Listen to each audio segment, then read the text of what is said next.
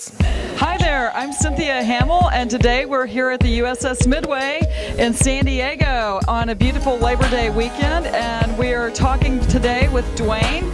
He's going to fill us in on some 9/11 truth issues. Hi Dwayne, how are you? Very good.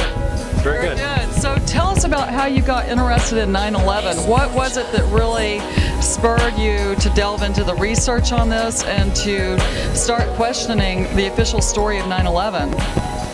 Well, actually, I do have an engineering background, and maybe as an engineer I should have questioned what we've been told about 9/11, but I really didn't at first.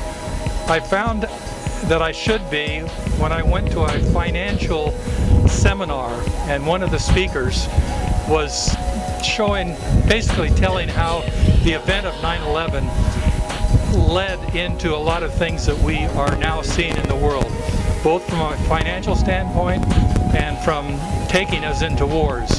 And with that kind of a top-level explanation, it caused me to then start looking very closely at technical details in a lot of things, from the buildings to the airplanes, across the board. Now, you were recently a speaker up in Vancouver, is that right? Yes, they had what's called the 9/11 Vancouver hearings in June of this year, 2012. I was one of the speakers, and I spoke on alternate theories pertaining to the Twin Towers and what might have explained what we actually saw. I also heard you give a speech on Flight 93, is that correct? I have given a speech on 93. I'm using a technique, I've tried it on about 3 or 4 different topics, and what I do is I look at different theories that have been suggested by different 9/11 truth people, and I very systematically compare one theory with another. I've got a way of evaluating it with a scale that I incorporate how confident does the evidence seem to be, how is it very strong evidence or is it weak that gets entered into it, and then how well laws of physics are compatible with what the theory is. Very good. So could you kind of give us a rundown on Flight 93 and what your general idea is, maybe in like a minute or two? Well, Flight 93 was one of the 2 airplanes out of the 4 that day that they all had this system called, the acronym is ACARS, A-C-A-R-S, and it's kind of like an email system that was used then that is for the airline dispatcher to communicate with the airplane, with the crew. So everything is recorded, and it ends up being evidence you can go back and look at. So if you go back and look at this evidence, it also gives you an indication of where the airplane was flying. It turns out that Flight 93, after the time that we are told it crashed into Shanksville, was still flying, and it was flying west over Illinois. So that's solid evidence. I rated the evidence very high, and with that it means that what we have been told as an explanation cannot explain this additional piece of information, evidence the systems of the airplanes have. Very interesting. So what is your total deduction on that after finding this information out? Well, my total deduction is, it's also combined with other things, like there's evidence of 2 different airplanes that were labeled Flight 93 taking off that day. That's another piece of confusion. So there's actually possibly 2 airplanes that were in the air, both with not only Flight 93 but the same tail numbers, which means the system is telling us the very same airplane is doing different things, which obviously can't be true.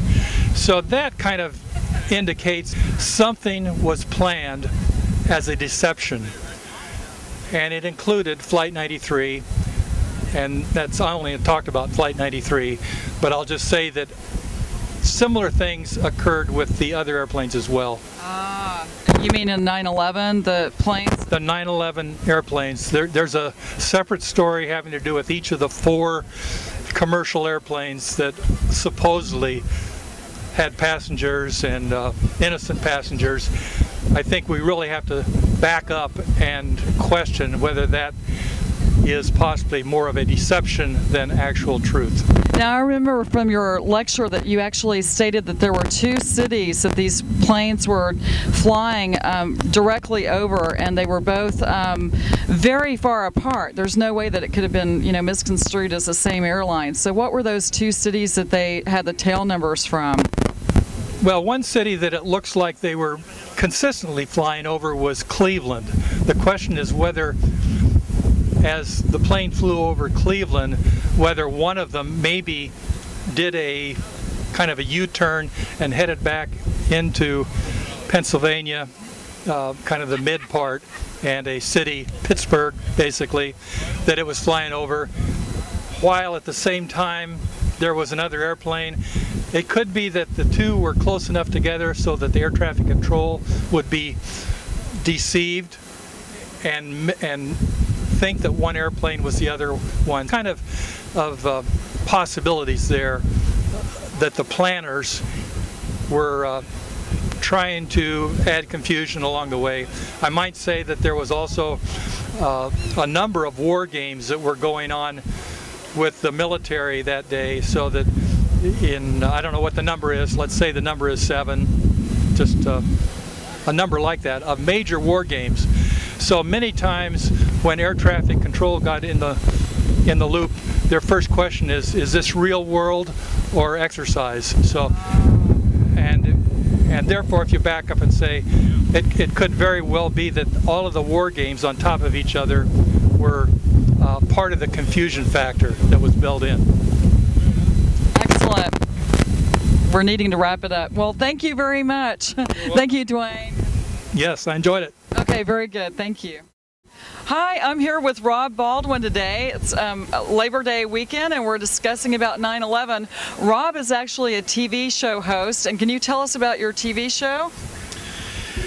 Well, it's technically a public access program. It's been on the air in San Diego for about 10 years now, and we discuss all types of material from 9/11 to chemtrails to political issues, economic issues, extraterrestrials, everything that's on the cutting edge of the reality that we face as a human species and family.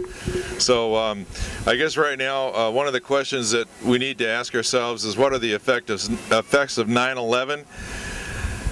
It's a huge issue and has had a tremendous impact on our society and human family, but essentially, the way I see it, it's one of the signposts in the change of this country's direction, manipulated by the folks that are bringing the New World Order to us, and the global government, the global thinking, which essentially, if you take that perspective, it's everything that's away from personal, everything that's away from the nation, everything that we relate to as a close-knit family in the United States and as a citizen of this country is now being eviscerated and changed into now a global think. And this part, the 9/11 issue, the 9/11 event, was instrumental in changing the structure of our once heretofore nationalism. And so there's many ways and directions that we can go from here, but I think primarily that's it. It's essentially a shift away from what we once knew as a nationalistic idea and concept, the human family being our country, to now a global think.